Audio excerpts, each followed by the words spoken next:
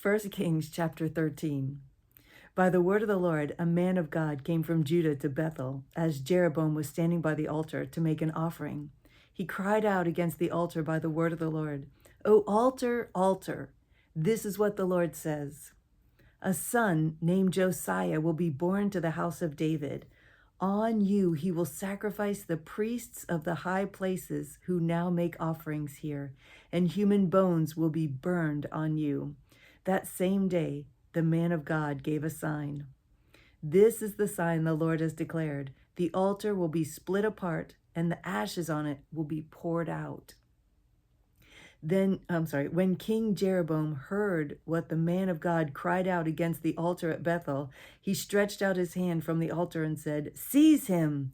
But the hand he stretched out toward the man shriveled up so that he could not pull it back. Wow. Also, the altar was split apart and its ashes poured out according to the sign given by the man of God by the word of the Lord. Wow. He reached out his hand to point and it shriveled up. Whoa.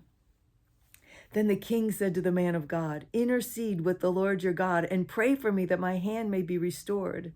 So the man of God interceded with the Lord, and the king's hand was restored and became as it was before. The mercy of God. Wow. The king said to the man of God, "Come home with me and have something to eat, and I will give you a gift." But the man of God answered the king, "Even if you were to give me half your possessions, I would not go with you, nor would I eat bread or drink water here. For I was commanded by the word of the Lord, you must not eat bread or drink water or return by the way you came." So he took another road and did not return by the way he had come to Bethel. Now there was a certain old prophet living in Bethel whose sons came and told him all that the man of God had done there that day. They also told their father what he had said to the king. Their father asked him, "Which way did he go?" And his sons showed him which road the man of God from Judah had taken. So he said to his sons, "Saddle the donkey for me." And when they had saddled the donkey for him, he mounted it and rode after the man of God. He found him sitting under an oak tree and asked, "Are you the man of God who came from Judah?" "I am," he replied. So the prophet said to him, "Come home with me and eat." The man of God said, "I cannot turn back and go with you, nor can I eat bread or drink water with you in this place. I have been told by the word of the Lord, you must not eat bread or drink water there, or return by the way you came." The old prophet answered, I too am a prophet, as you are. And an angel said to me by the word of the Lord, "Bring him back with you to your house, so that he may eat bread and drink water." But he was lying to him. So the man of God returned with him and ate and drank in his house. So sad. While they were sitting at the table, the word of the Lord came to the old prophet who had brought him back. He cried out to the man of God who had come from Judah, "This is what the Lord says. You have defied the word of the Lord and have not kept the command the Lord your God gave you. You came back and ate bread and drank water in the place where he told you not to eat or drink. Therefore, your body will not be buried in the tomb of your fathers." When the man of God had finished eating and drinking, the prophet who had brought him back saddled his donkey for him. As he went on his way, a lion met him on the road and killed him, and his body was thrown down on the road, with both the donkey and the lion standing beside him. Some people who passed by saw the body thrown down there, with the lion standing beside the body, and they went and reported it in the city where the old prophet lived. When the prophet who had brought him back from his journey heard of it, he said, "It is the man of God who defied the word of the Lord. The Lord has given him over to the lion, which has mauled him and killed him, as the word of the Lord had warned him." It's just so sad. He was doing so well. The prophet said to his sons, "Saddle the donkey for me," and they did so. Then he went out and found the body thrown down on the road, with the donkey and the lion standing beside it. The lion had neither eaten the body nor mauled the donkey. So the prophet picked up the body of the man of God, laid it on his donkey, and brought it back to his own city to mourn for him and bury him. Then he laid the body in his own tomb, and they mourned over him and said, "Oh, my brother." After burying him, he said to his sons, "When I die, bury me in the grave where the man of God is buried. Lay my bones beside his bones, for the message he declared by the word of the Lord against the altar in Bethel and against all the shrines on the high places in the towns of Samaria will certainly come true." Even after this, Jeroboam did not change his evil ways, but once more appointed priests for the high places from all sorts of people. Anyone who wanted to become a priest, he consecrated for the high places. This was the sin of the house of Jeroboam that led to its downfall and to its destruction from the face of the earth. 1 Kings chapter 14. At that time, Abijah, son of Jeroboam, became ill. And Jeroboam said to his wife, "Go, disguise yourself so you won't be recognized as the wife of Jeroboam. Then go to Shiloh. Ahijah the prophet is there, the one who told me I would be king over this people. Take 10 loaves of bread with you, some cakes, and a jar of honey, and go to him. He will tell you what will happen to the boy." So Jeroboam's wife did what he said and went to Ahijah's house in Shiloh. Now Ahijah could not see. His sight was gone because of his age. But the Lord had told Ahijah, "Jeroboam's wife is coming to ask you about her son, for he is ill, and you are to give her such and such an answer. When she arrives, she will pretend to be someone else."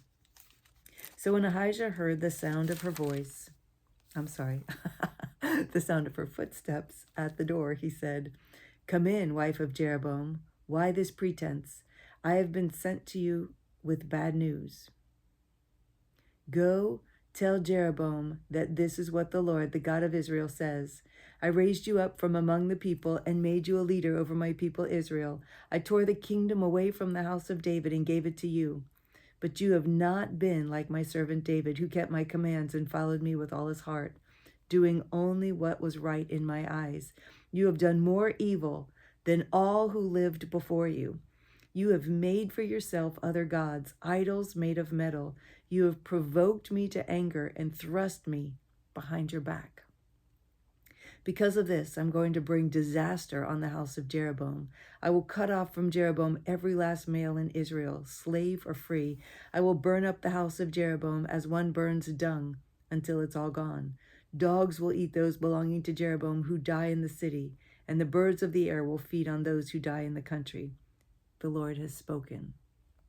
As for you, go back home. When you set foot in your city, the boy will die.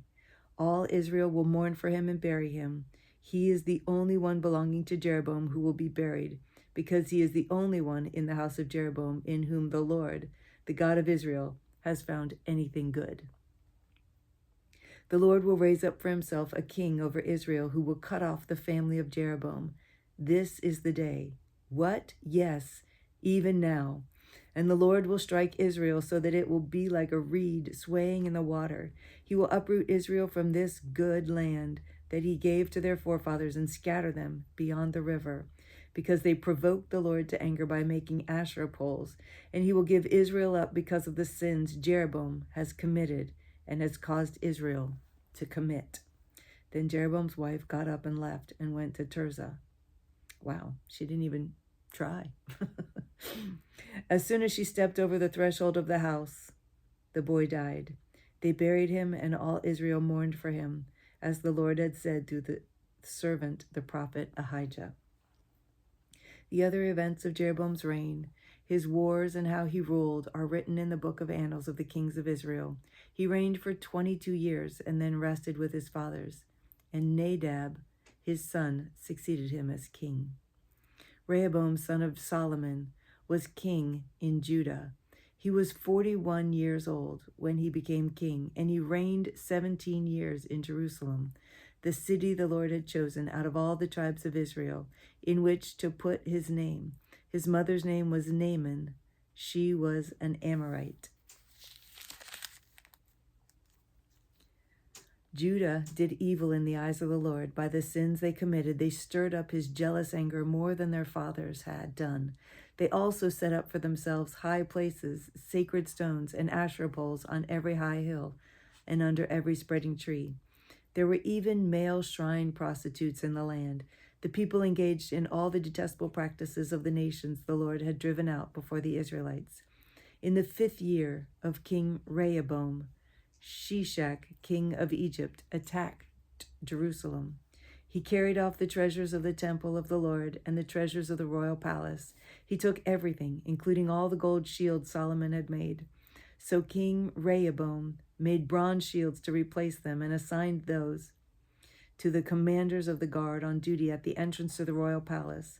Whenever the king went to the Lord's temple, the guards bore the shields, and afterwards they returned them to the guard room. As for the other events of Rehoboam's reign and all he did, are they not written in the book of the annals of the kings of Judah? There was continual warfare between Rehoboam and Jeroboam. And Rehoboam rested with his fathers and was buried with them in the city of David. His mother's name was Naaman. She was an Ammonite, and Abijah, his son, succeeded him as king.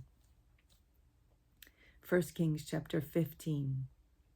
In the 18th year of the reign of Jeroboam, son of Nebat, Abijah became king of Judah, and he reigned in Jerusalem 3 years. His mother's name was Maacah, daughter of Abishalom.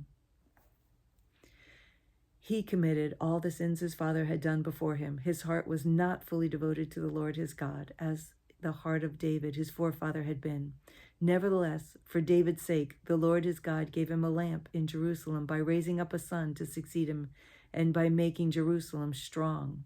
For David had done what was right in the eyes of the Lord and had not failed to keep any of the Lord's commands all the days of his life, except in the case of Uriah the Hittite. There was war between Rehoboam and Jeroboam throughout Abijah's lifetime. As for the other events of Abijah's reign and all he did, are they not written in the book of the annals of the kings of Judah? There was war between Abijah and Jeroboam, and Abijah rested with his fathers and was buried in the city of David. And Asa, his son, succeeded him as king. In the 20th year of Jeroboam, king of Israel, Asa became king of Judah, and he reigned in Jerusalem 41 years. His grandmother's name was Maacah, daughter of Abishalom. Asa did what was right in the eyes of the Lord, as his father David had done. He expelled the male shrine prostitutes from the land and got rid of all the idols his father had made. He even deposed his grandmother Maacah from her position as queen mother because she had made a repulsive Asherah pole. Asa cut the pole down and burned it in the Kidron Valley. Although he did not remove the high places, Asa's heart was fully committed to the Lord all his life. He brought into the temple of the Lord the silver and gold and the articles that he and his father had dedicated. There was war between Asa and Baasha, king of Israel, throughout their reigns. Baasha, king of Israel, went up against Judah and fortified Ramah to prevent anyone from leaving or entering the territory of Asa, king of Judah. Asa then took all the silver and gold that was left in the treasuries of the Lord's temple and of his own palace. He entrusted it to his officials and sent them to Ben-Hadad, son of Tabrimmon, the son of Hezion, the king of Aram, who was ruling in Damascus. "Let there be a treaty between me and you," he said, "as there was between my father and your father. See, I am sending you a gift of silver and gold. Now break your treaty with Baasha, king of Israel, so he will withdraw from me." Ben-Hadad agreed with King Asa and sent the commanders of his forces against the towns of Israel. He conquered Ijon, Dan, Abel, Beth-Makkah, and all Kinnereth, in addition to Naphtali. When Baasha heard this, he stopped building Ramah and withdrew to Tirzah. Then King Asa issued an order to all Judah. No one was exempt, and they carried away from Ramah the stones and timber Baasha had been using there. With them, King Asa built up Geba in Benjamin and also Mizpah. As for all the other events of Asa's reign, all his achievements, all he did, and the cities he built, are they not written in the book of the annals of the kings of Judah? In his old age, however, his feet became diseased. Then Asa rested with his fathers and was buried with them in the city of his father David, and Jehoshaphat, his son, succeeded him as king. Nadab, son of Jeroboam, became king of Israel in the 2nd year of Asa, king of Judah, and he reigned over Israel 2 years. He did evil in the eyes of the Lord, walking in the ways of his father in his sin, which he had caused Israel to commit. Baasha, son of Ahijah, and the house of Issachar plotted against him, and he struck him down at Gibbethon, a Philistine town, while Nadab and all Israel were besieging it. Baasha killed Nadab in the 3rd year of Asa, king of Judah, and succeeded him as king. As soon as he began to reign, he killed Jeroboam's whole family. He did not leave Jeroboam anyone that breathed, but destroyed them all, according to the word of the Lord given through his servant Ahijah the Shilonite. Because of the sins Jeroboam had committed and had caused Israel to commit, and because he provoked the Lord, the God of Israel, to anger. As for the other events of Nadab's reign and all he did, are they not written in the book of the annals of the kings of Israel? There was war between Asa and Baasha, king of Israel, throughout their reigns. In the 3rd year of Asa, king of Judah, Baasha, son of Ahijah, became king of all Israel in Tirzah, and he reigned 24 years. He did evil in the eyes of the Lord, walking in the ways of Jeroboam and in his sin, which he had caused Israel to commit.